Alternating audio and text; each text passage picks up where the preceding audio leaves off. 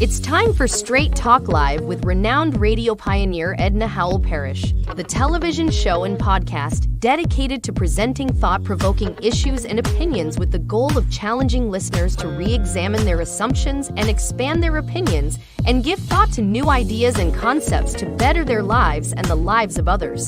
This is your opportunity to participate in making the world better. So without further ado, let's get ready for Straight Talk Live with your host Edna Howell Parrish.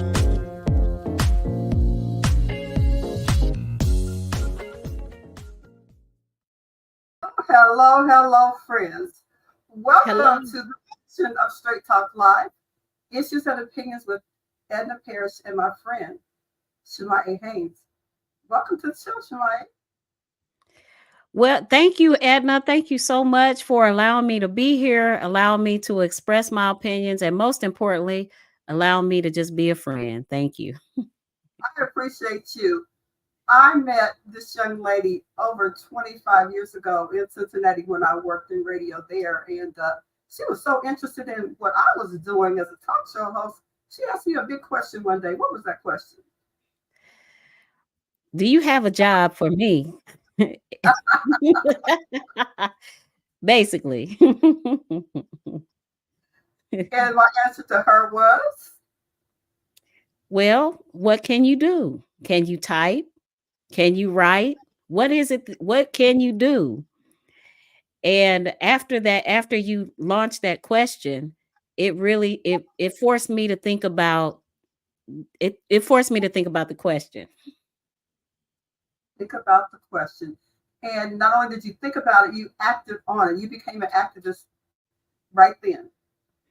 Yes. And I also went to secretarial school to learn how to type, to learn how to word process. And just by you asking me that one question, it actually did. It was a game changer and life changing for me.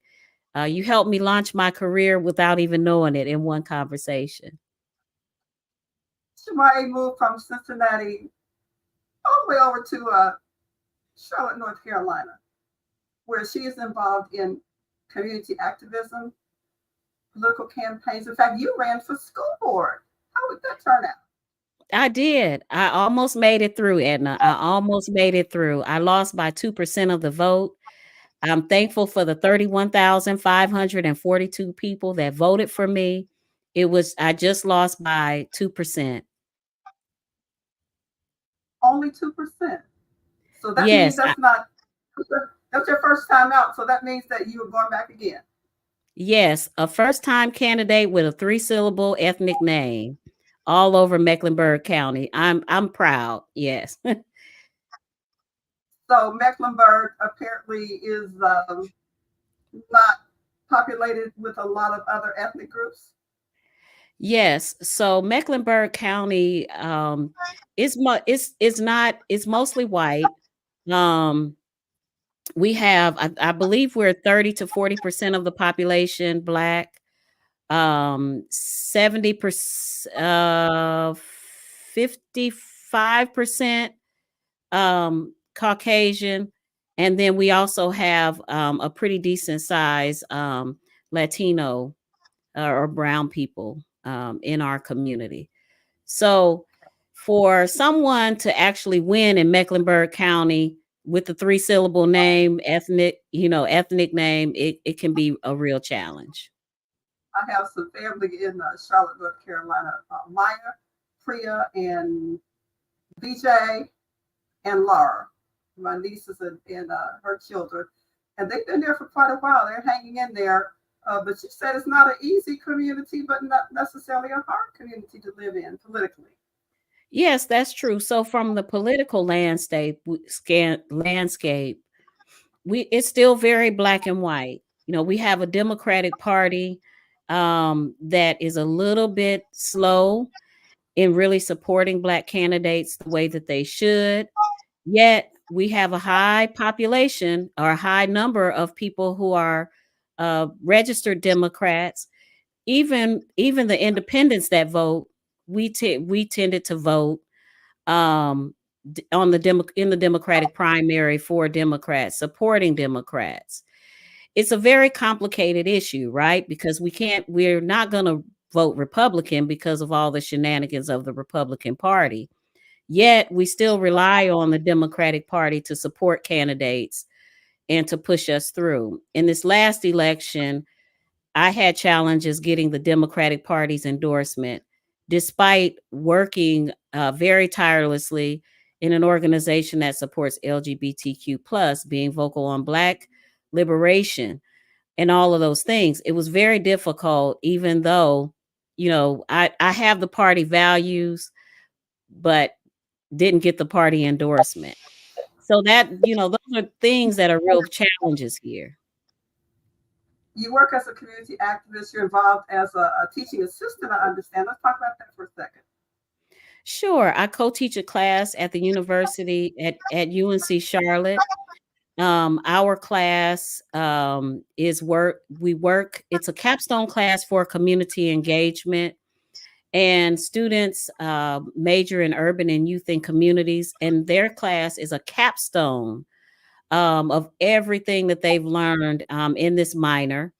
And it's remarkably rewarding, and we try very hard to make sure that our students understand what it's like to be community leaders. I don't know if you knew this or not, but the UNC Charlotte system the state legislature eliminated all DEI programs out of the UNC Charlotte system. That means the Black Student Union is not funded. Also, and the waves are just rippling. For that reason, I'll just leave it at I co-teach a class at UNC Charlotte. I knew when I first met you that you were going to be a firestorm out there. And are you ready to fight for Kamala Harris for president? Kamala Harris for president? Absolutely. But the truth is, I was fighting for Biden too. It was just that I was in a losing battle because of Biden's age. People were questioning his mental capacity. People questioned whether or not Biden was really going to lead the Democrats to a victory.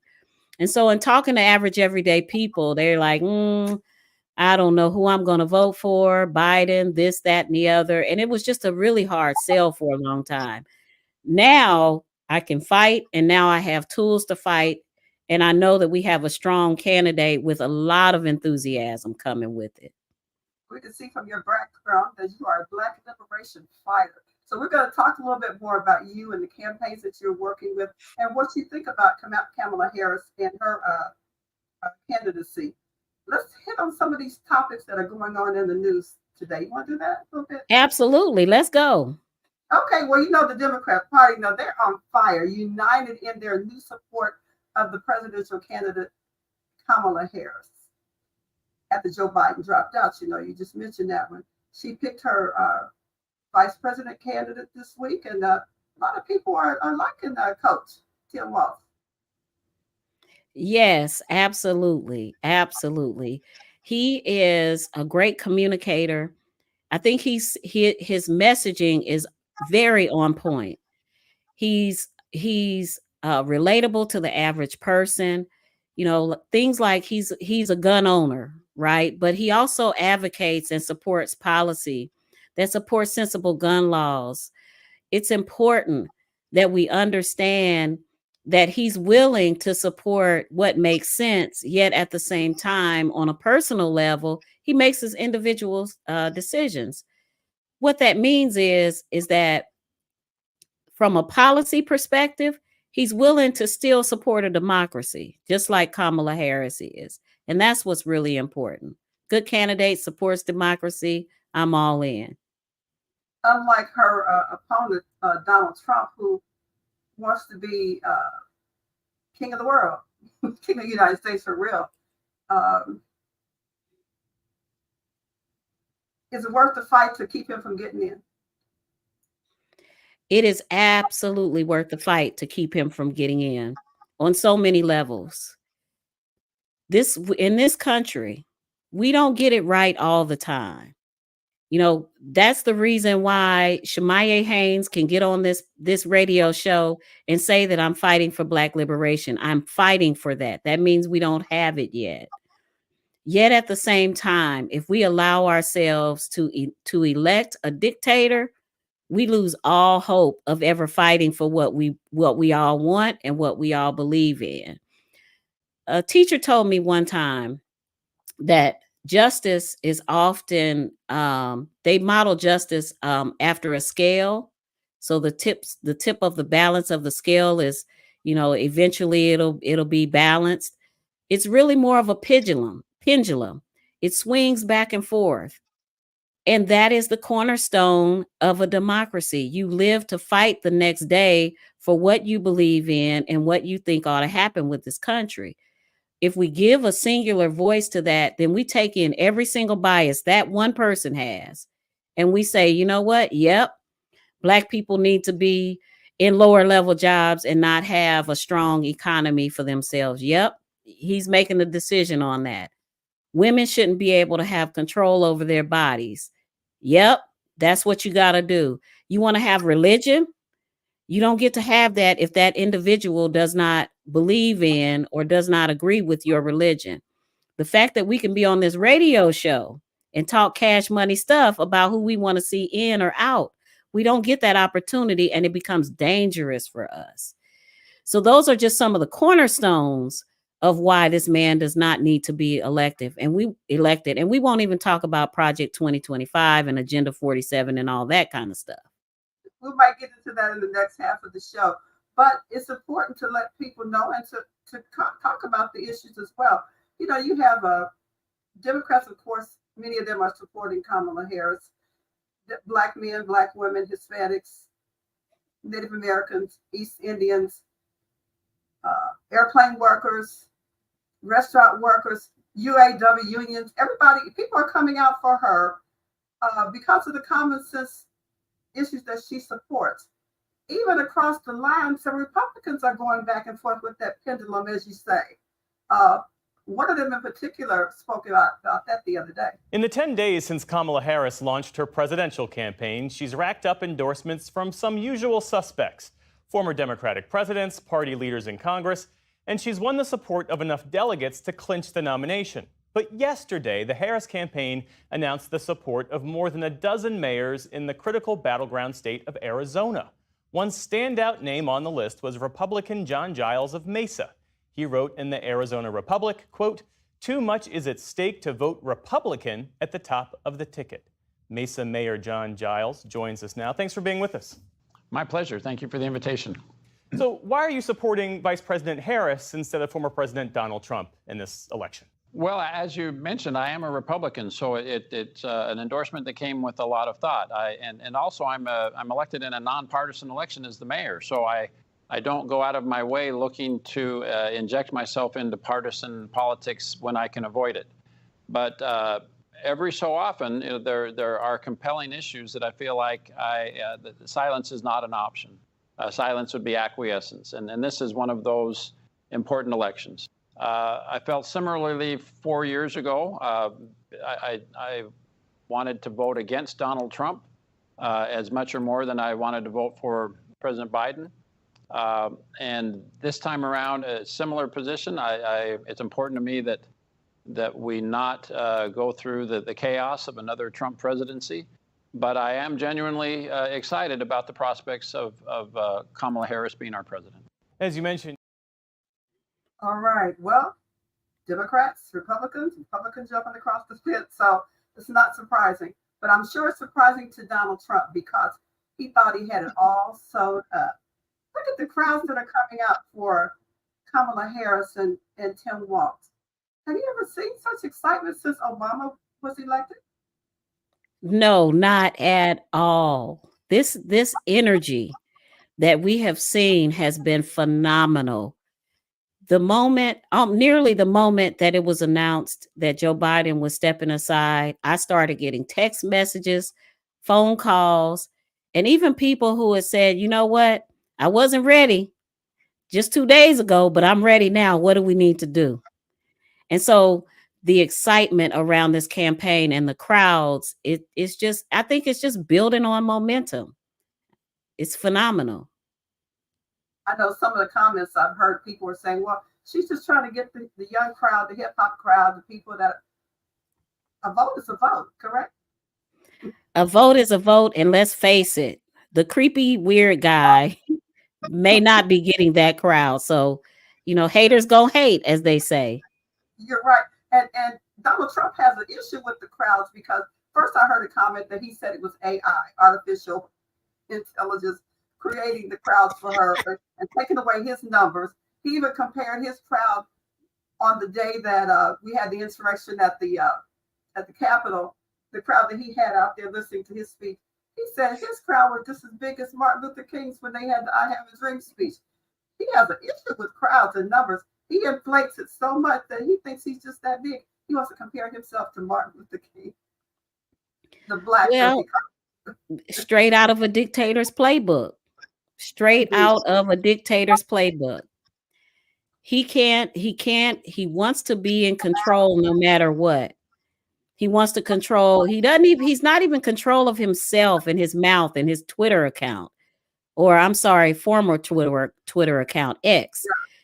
How can we trust this person to run our country? I mean, that's the question. Who is fit and who's not fit? He is not fit to serve. He's not fit to serve. Well, there is talking about people, well, they talked about Biden when he was, before he decided not to run, that he was having dementia issues, maybe Alzheimer's issues. Well, it seems like Trump might be having some issues with that too. But then some people are saying that maybe it was because of the bullet that he was shot during the unaliving attempt on him. I don't know. Grandiose idea. He's only 3 years younger than Biden, 3 or 4 years younger than Biden. Yeah. So the question becomes, it's 4 years later, and if you feel like Biden is in some sort of decline, what do you think, what do you think is going to happen to Donald Trump?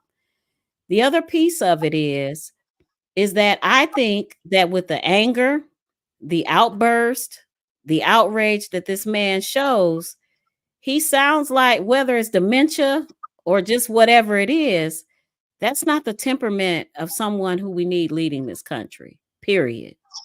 And I can't diagnose him, but it sounds like he has a lot of narcissistic tendencies. The grandiose ideas of him being all powerful. Right. The real Donald Trump. Well, in fact, with Donald Trump, we're talking about him now. The complaint is that his emails have been hacked by a foreign source. The Trump campaign tonight saying it was hacked and that documents were obtained illegally from foreign sources. The statement after the news site Politico says it was sent Trump campaign documents from an anonymous email account purporting to be internal communications and a research dossier on Trump's VP pick, J.D. Vance. The campaign alleging the hack was intended to interfere with the 2024 election, pointing to a Microsoft statement on Friday that it was tracing activity that increasingly points to Iran's intent to influence this year's U.S. presidential election. NBC News has not independently verified the hack. The latest headache for the Trump campaign coming as the Harris campaign is touting record crowds, saying the vice president rallied 15,000 supporters in Arizona Friday night as part of the new Democratic ticket's swing state tour. And a new poll shows Harris leading former President Trump among likely voters in Michigan, Pennsylvania, and Wisconsin, though within the margin of error, an improvement after Trump was virtually tied or ahead of President Biden in those states before he left the race. But the Harris campaign tonight also facing new criticism focused on vice presidential candidate Governor Tim Walz's National Guard service.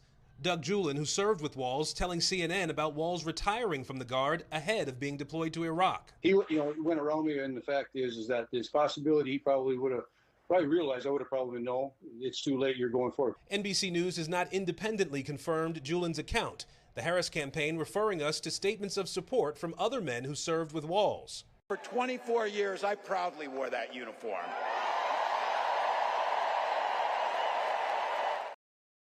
24 years is 24 years. How many years did Donald Trump serve? 0. Is that a zero? Okay. 0. And Trump's running mate, J.D. Vance, he did serve, so I can't take that away from him. He did. The Hillbilly Elegy did serve, the author of Hillbilly Elegy. I read that book. I like the book. In fact, I have people from down there where J.D. Vance's people from Jackson, Kentucky. I have people down there. That's my father's people down there.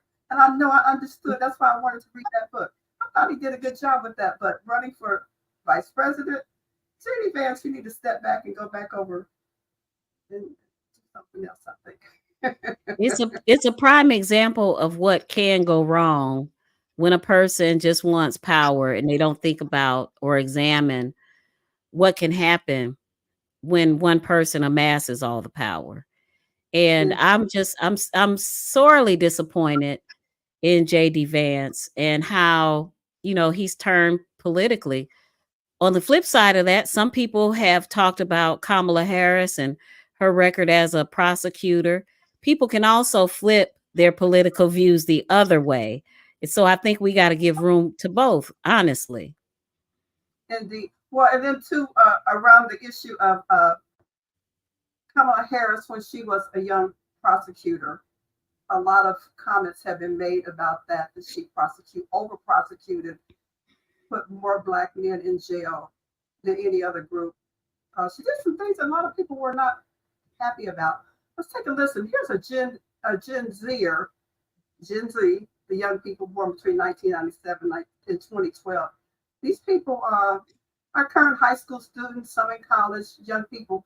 They had some thoughts about that as well. Do you remember when Kamala Harris ran for president in 2019 and people were saying she was behind the incarceration of thousands of Black people for nonviolent weed offenses? She put over 1,500 people in jail for marijuana violations and then laughed about it when she was asked if she ever smoked marijuana. Turns out the entire thing is a right-wing lie. First off, where did the thousands number come from? As far as we can tell, and according to the AFP, the number comes from a Washington Free Beacon article that said 1,560 people were jailed in California between 2011 and 2016, so during Harris's tenure as California AG for nonviolent marijuana convictions. That article cited data from the California Department of Corrections and Rehabilitation, or the CDCR. When the AFP contacted CDCR, they found out that this data was for all inmates, not just Black inmates. The CDCR said there was no data that broke these inmates down by ethnicity nor gender. Second, Black males in jail made up roughly the same amount before and after Harris left the AG job. Third, to better understand Harris's views on nonviolent marijuana offenses, we can look at her time as DA in San Francisco. From 2004 to 2010, there were 1,956 marijuana convictions, and just 45 of them resulted in jail time. Not to mention, but she was also a champion of the Biden-Harris admin's pardons for federal weed convictions and the reclassification of weed as a less dangerous substance. I am in no way saying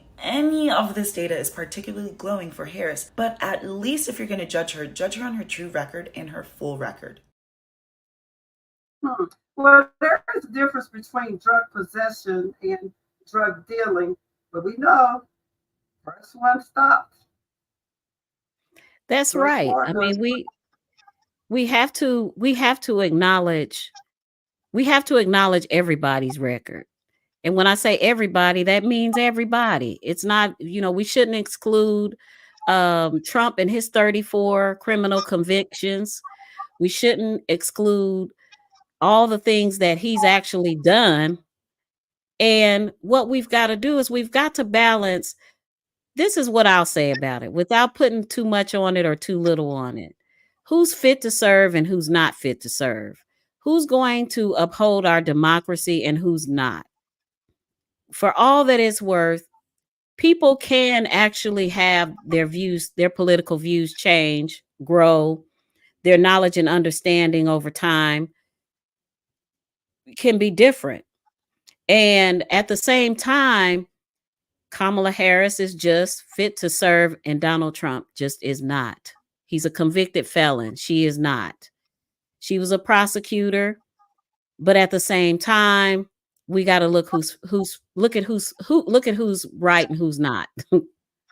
Indeed. Well, that was in 2010 when she was first elected in California as the DA, and then reelected again in 2014. So that's what 15 years ago. 10 years ago, a decade ago. things have changed, and so her thinking is a lot different. So we just hope that people can get past that. How you hold a grudge, and then you're going to let someone get in office like Donald Trump, who wants to change the whole alleged democracy, that we may not have a perfect union, we may not have everything that's in place that we want, but I sure think we'd be a whole lot better off without Donald Trump as president. So I wouldn't hold that against her. You're like cutting off your nose to spite your face. That's what the old folk used to say. Democracy is at stake. If we allow them to get in, we don't have political legs to stand on. He's taken that away from us. And the other piece about this being in 2014, I mean, examine for yourself. Are you the same person you were 10 years ago in your knowledge and your understanding and what you believe is, I won't say right and wrong, but your approach and how you examine things? A lot can happen in 10 years. And we know that he's been convicted. She hasn't, period. Within the last 5 years. New information. Well, today the Olympics in Paris is over, but it was a good one, wasn't it? Yes, indeed. Loving the Olympics. Indeed. One of my favorite moments, which has nothing to do with the athletes, was Snoop Dogg swimming with Michael Phelps. Yeah, I saw that. Although, he was there, he was president, he got a lot of people to watch because of him, and some other people of influence did the same thing, but they got paid to do their work, so it's okay. You got paid to do that's that. right. 20 gold medals for the USA, 20 gold medals for China. That ends with that. And then overall, the US had 129 medals, period. China had 91. So we still edged them out. That's right. That's right. Shirley Chisholm, everybody talks about her now because there's a new movie out on Netflix, Shirley. Is it a true story? The real history behind Shirley Chisholm's astonishing achievements. After we see this video, we're going to come back, and then that's when we're going to talk about Shamaiye Haynes and her Black liberation movement in Charlotte, North Carolina. We'll be back after this talking about the girl, Shirley Chisholm. She's real. Shirley Chisholm was the first African-American woman to serve in the United States Congress and the first woman of any race to seek the Democratic nomination for president. She broke barriers and she made history. But she didn't want to be remembered as the nation's first Black congresswoman. Instead, she wanted to be remembered as somebody who had guts. And there's absolutely no question about that. A tenacious educator turned politician, in the 1960s and 1970s, Chisholm became a national symbol for liberal politics. Shirley Chisholm represented a moment where the possibility of a civil rights movement and a women's rights movement could come together. And if there's one person who represented the intersections of those movements, it would be someone who'd been a part of it. During her 7 terms in Congress, Chisholm used her national platform to challenge the system, all the while working assiduously to service her Brooklyn constituents back at home. She entered Congress with the slogan, "Unbought and unbossed." She pursued her appointment with that energy and had an extraordinary impact. But Shirley Chisholm didn't get as much recognition as she should have, in part because she was a woman. Black history has suffered from its own vision of patriarchy, its own male-centric view of who its leaders are. So one of the challenges is to be able to tell a narrative about our history that put women right in the center along with the men. This is a challenge, is to begin to prepare America for the fact that someday blacks will lead this country, that someday women will lead this country. That's what this is all about.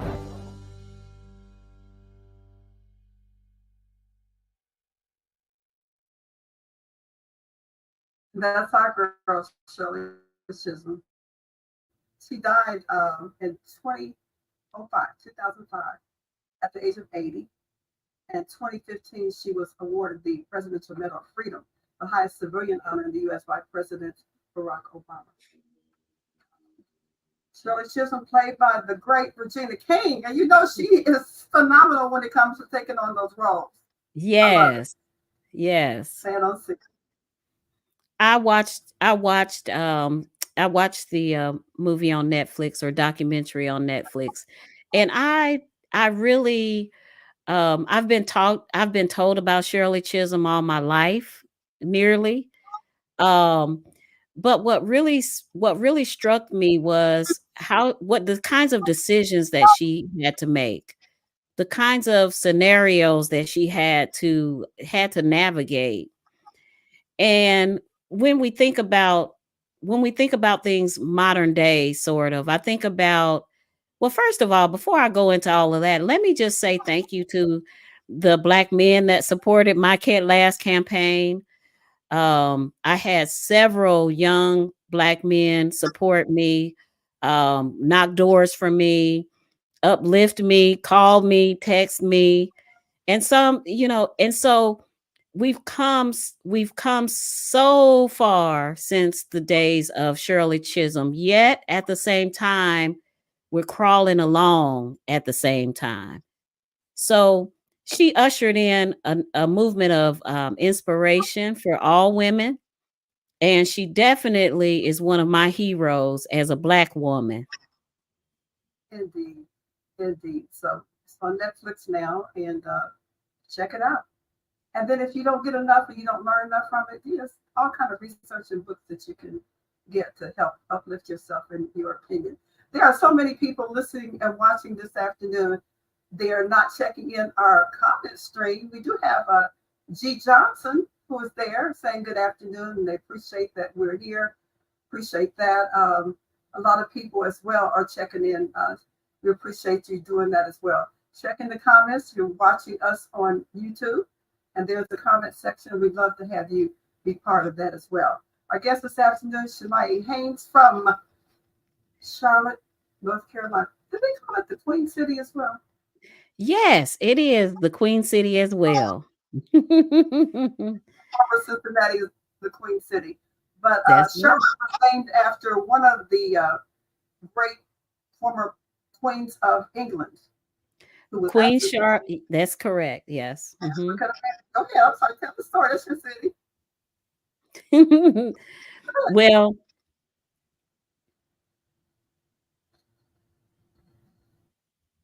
oh, I'm sorry. I was getting ready to tell the story about Queen Charlotte, and I think I stepped on your words. Go ahead. No, that's okay. I was going to say there are plenty of us queens in Charlotte, so I take it. Well, originally the queen, one of the queens of England, and Charlotte happened to be African American. So don't say who is not and who is not in your family. We really don't know a lot. We really don't know not only our history, but we don't know world history. That's why we have to study and to teach. We're glad you're here today to teach us about the whole political journey that you have taken. You say, Shamaiye, that America will pay a price if we don't fight like hell in this election. Tell me what the possibilities could be for us if we don't get out there and promote, knock on doors, and get people interested in this election. We could easily be somewhere between the place in Latin America that people are chomping at the bits to get over into the United States because they are under dictator rule. We could go as far as the fascist Nazi Germany when we have a dictator in place. And here's why.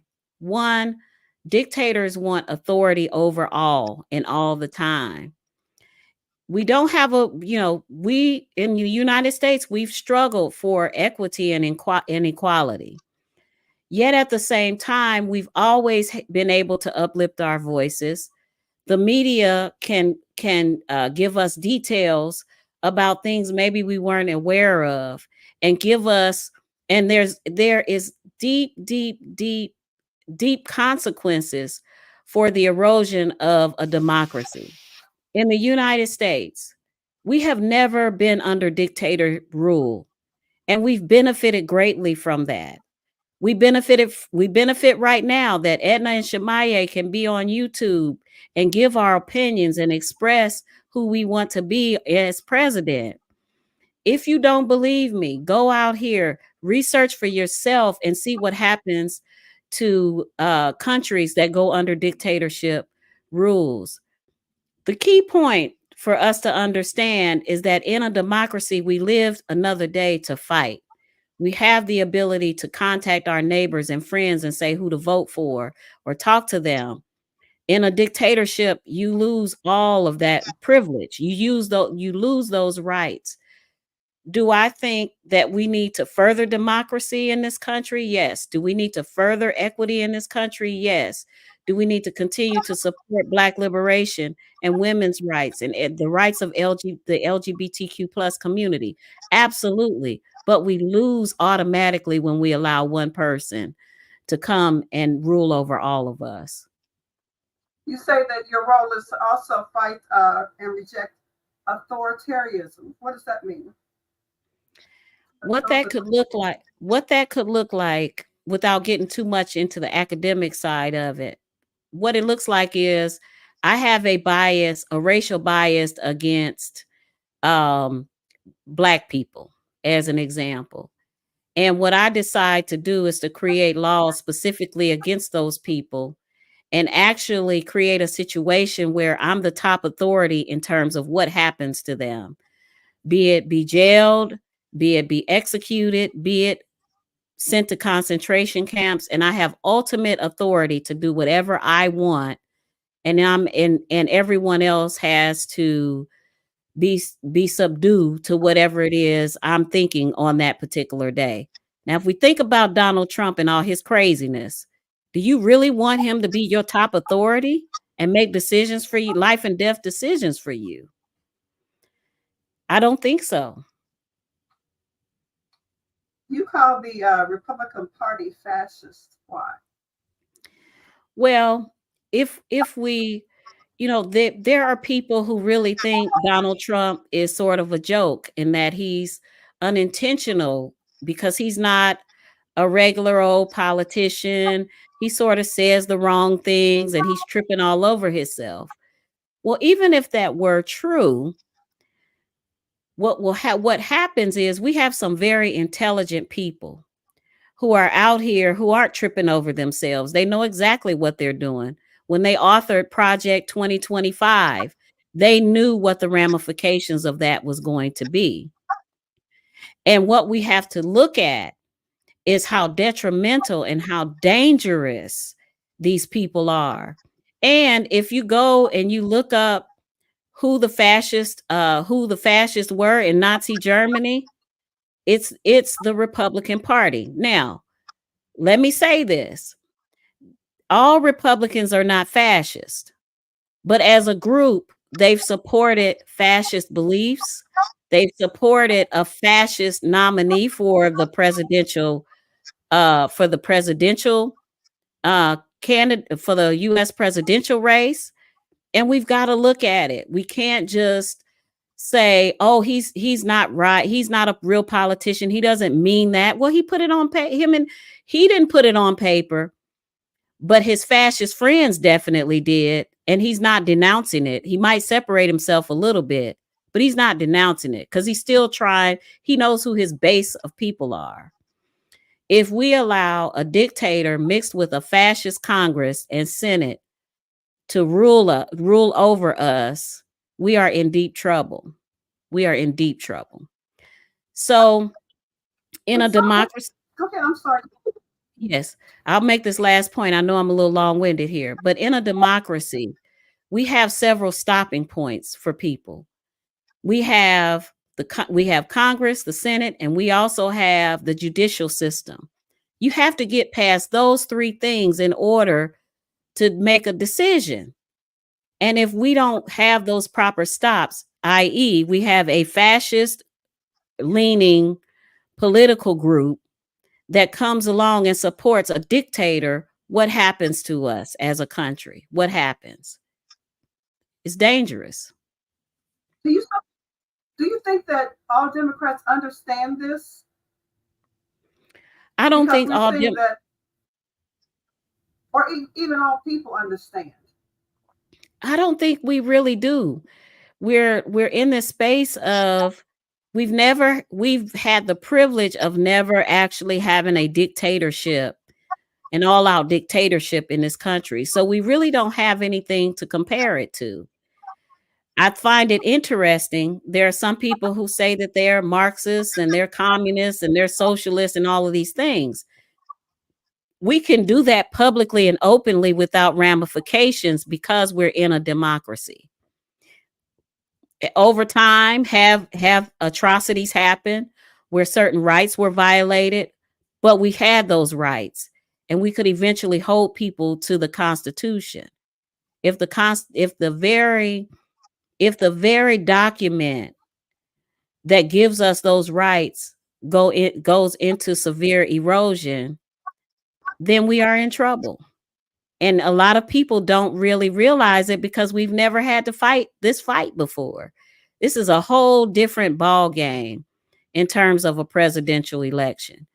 And I tell people all the time, get it out of your mind that this is about ideals, religion, or ideas. It is literally, if you vote for this one, you're going to be in a democracy. If you vote for that one, you will have a dictatorship.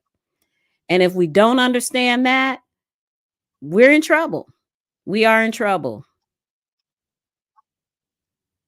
And we see many people that label themselves as Christians United for Donald Trump.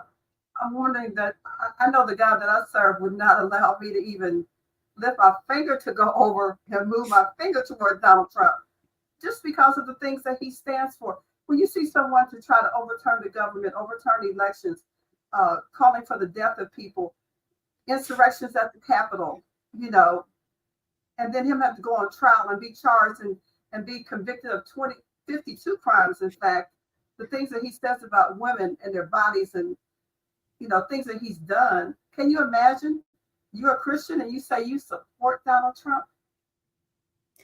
Even if you're not a Christian per se that believes in Jesus Christ, even if you're not, just looking at it morally, the things that he's done, would your conscience allow you to do that?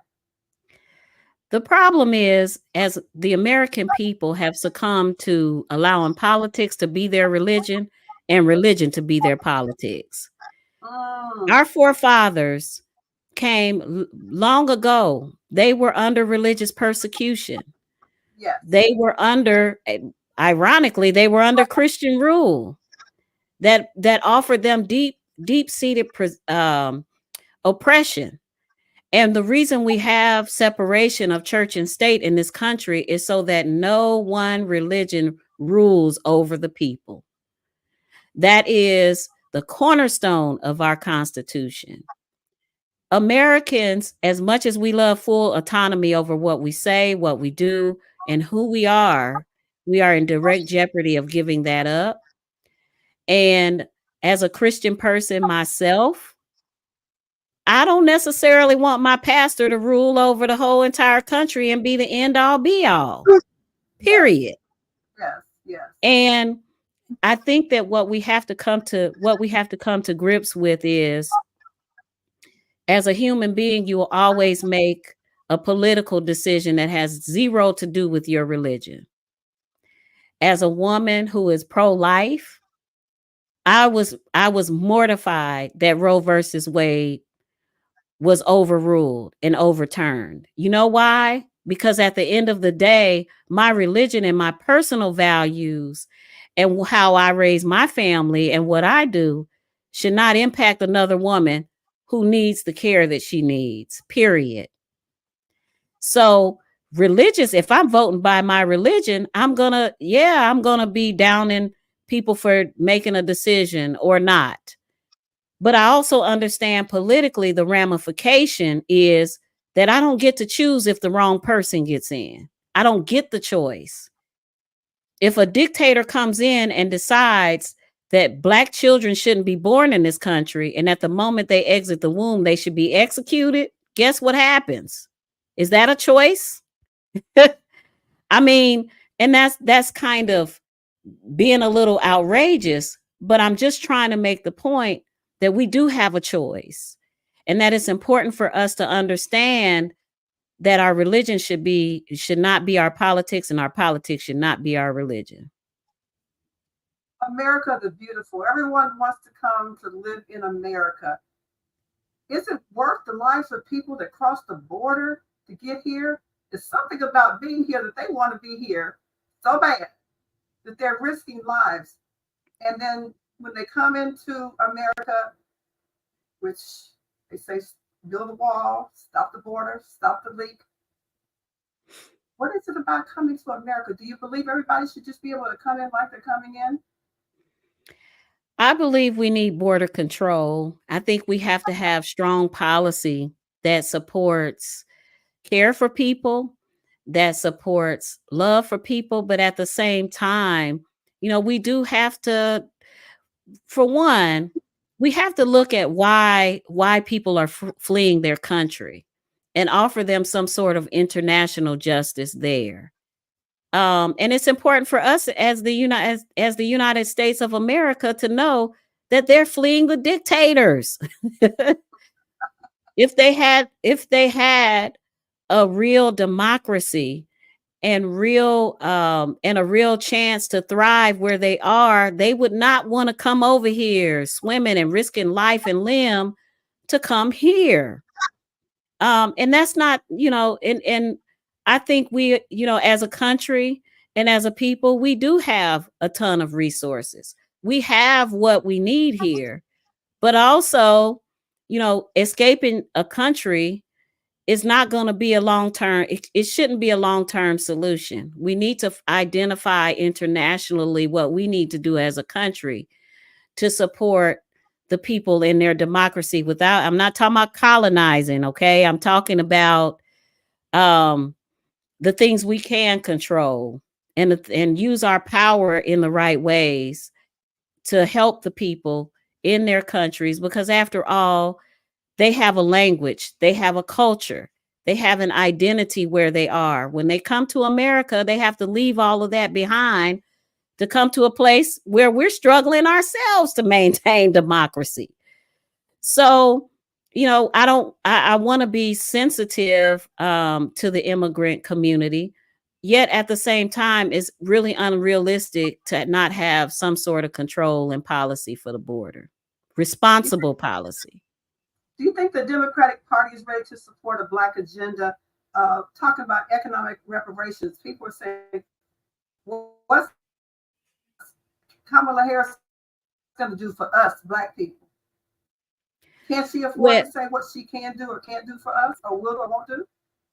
Well, here's where it gets a little hot. In terms of Black liberation, at this point, Kamala Harris isn't really promising us a whole lot. And I can see kind of why or why not. At the same time, I'll answer this question this way. If Kamala Harris is successful in her bid for president of the United States of America, it gives people a chance and an opportunity to push the Democratic Party in ways that we have not thought to do in a very long time. One of the things that we did, one of the disservices that we did for Barack Obama was we elected a Black president, but then we turned around and didn't elect a Congress that would support him in the things that we all wanted.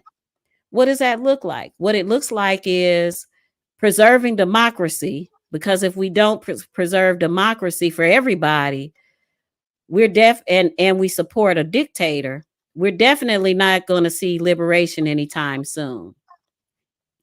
Yet at the same time, the Democratic Party has a ton of reforms that it has to make.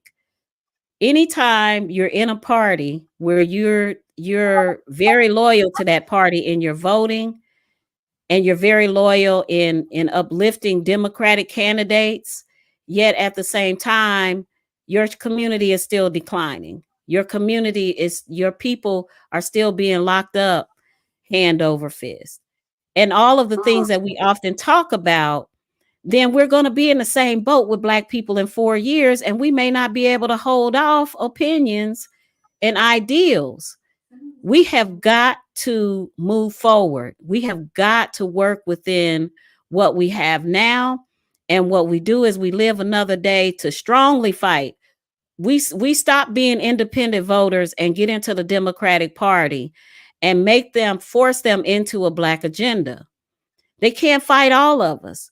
You can have all the money in the world, but there's one person, one vote in this country. And they always say, if you don't have a vote, if you don't have money, you have a vote. If you don't have money, you have your feet. You can talk to other people. You can get them to vote in a democracy, which we still have, by the way. My fight is for us to be able to live another day. And I'm hoping that what we do as a community is we don't get high off the motivation and inspiration that we got a Black female as president, that we go back and we say, you know what, we need Black Congress people, and we need allies that can support a Black agenda, or we move forward with what we got to move forward with. But this gives us a real fight. It gives us a true connection to Black liberation. If we so choose to take our moment, this is our moment to give a resounding voice for what Black liberation looks like. We'll never see reparations until one of the parties actually puts it on their national agenda. We won't see it. If we elect a dictator, we definitely won't see it. So we just have to be very mindful of this election, what it's all about, and what we stand to lose if we support a dictator. Political representation, that's what you've been working with as a community activist, as a participant in the political process of working with other people. Do you see more Black people, African American people of color, brown people, yellow people, orange people? Do you see them ready to get involved and fight as well? Well, it's a complex situation. Oftentimes we have Black people in office, but we don't have true Black representation. What do I mean by that? What I mean is, if neither of the two parties have a full Black agenda supporting reparations, supporting quality and equitable education, supporting our overall liberation and good health where it concerns in this country, then it's going to be very hard, no matter who gets elected, to support an agenda. Oh, the only thing that counts is what you count. If neither of the parties have even said we're willing to strive to do this, or this is on our agenda, then it ain't happening. It's not a part of the meeting. It's not a part of the run of show. So for us, what it means is that, and by the way, we don't have to have a Black person in office to have Black representation. We have to have a Black agenda and everybody follows suit on what that agenda is. So that's what we got to come to politically. We got to take that second step from just always compromising in terms of our needs. We got to really take a stand politically on what those needs are and begin to move forward with those things. Indeed. I want to ask you quickly before we go, abolishing voter suppression. You know, even I just was reading the other day about a new issue that's going on in the state of Georgia about how they want to, how would I say it, unregister you to vote, unregister people to vote. A website you can go to unregister people to vote, yourself or perhaps anybody you think that shouldn't be voting. What do you think about that? Trying voter suppression, just keeping people out. I'm so glad you mentioned that. You know why? Because it burns me up to hear people say that they're not going to vote because their vote does not matter. If your vote did not matter, why would they prevent you from voting? Why? Why go through the trouble of trying to prevent you from voting? In the state of North Carolina, we have been gerrymandered into being a red state. We have a Democratic governor, but everywhere where the Republicans can cut Democrats out, they actually have. And so I think the larger question is why go through the trouble of preventing you from voting if it's not important? And also, it's very troubling because the cornerstone of a democracy is one person, one vote. The cornerstone of a democracy is allowing as many people as possible to be able to vote. If you have the mind and you have the will and you can make it to that polling location, you should be able to vote unhindered. And that's the piece. If it didn't matter, why mess with us? Why mess with it? But it matters to them because they know. We have a few more minutes left before the show will come to an end, but I want to ask you about the issue of universal health care. Do you think that's something that we should be pushing? I think we're the only country that doesn't have any form of universal health care. Absolutely. Absolutely. In this country, and this is what some people fail to realize, there is gross inequity among Black people as far as health care. Yet at the same time, more white people actually do die from lack of health care. And what we have to realize is, okay, in the state of North Carolina, we just got Medicaid expansion. By far, in our rural counties, they overwhelmingly vote red. What that means is they're actually not getting the proper care that they deserve. And they've actually voted against their own interest. I'm going to say that shame on the United States of America for not having universal health care that you don't have to pay $40 gazillion for. We started with the Obamacare, i.e. the Affordable Care Act, and the Republicans have done nothing but try to reverse that, despite all of the people whose lives have been saved as a result of it, and all of the people who now have quality health care. Let's get real. Take care of the people, America. We deserve to have good health. We deserve to have the best. We're in the best the so-called best country in the world, and it should reflect that through taking care of people, healthcare, education, economics, for everybody. And I'll wrap up by saying this point, because I wanted to really make this point on this broadcast.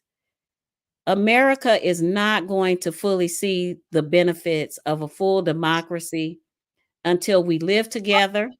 That means no matter your socioeconomic status, no matter who you are, if you want to live in a community, you live there together, you marry together, you have children together, you worship together, you build together. That is not the America that we have today. But if we maintain democracy, we can definitely have one nation, one people, one nation, united, period. Reforming Social Security, Donald Trump wants to end it. Kamala Harris says no. Social Security needs to be in place. How many of us have paid into the Social Security system? How many of us have had that money taken out of our check just to make sure that when we become elderly and need to leave our jobs, that we have some form of security to help us? Anytime someone threatens the health and the economic well-being of the elderly population, it should be a message about who that person cares about. Yeah, we need to make some reforms around Social Security, and it's not through privatization, by the way. But at the same time, it should still exist as a safety net. I'll leave it at that. That is never enough time, but I do appreciate Shamaiye Haynes coming on and sharing her Black liberation journey from when she came to where she is today, supporting politicians, activists in Charlotte, North Carolina. We thank you for joining us today on the show. I thank you for having me. And anytime I can give my 2 cents.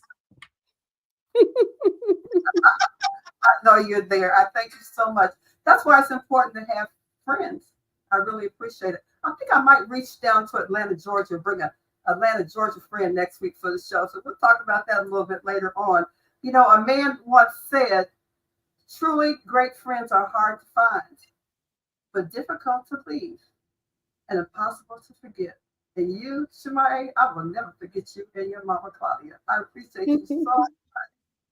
Don't forget to like and share the show. Don't forget to reboot, re-look at, rewatch the show. It'll be on right after we get through with the live today. We thank you all so much for joining us today on Issues and Opinions with yours truly, Edna Howell Parrish. Thanks for tuning in to Straight Talk Live with renowned radio pioneer Edna Howell Parrish, the program dedicated to presenting thought-provoking issues and opinions with the goal of challenging listeners to re-examine their assumptions and expand their opinions and give thought to new ideas and concepts to better their lives and the lives of others. Join us next week for another opportunity to participate in making the world better. So until next week, live your best life from your friends at Straight Talk Live and host Edna Howell Parrish.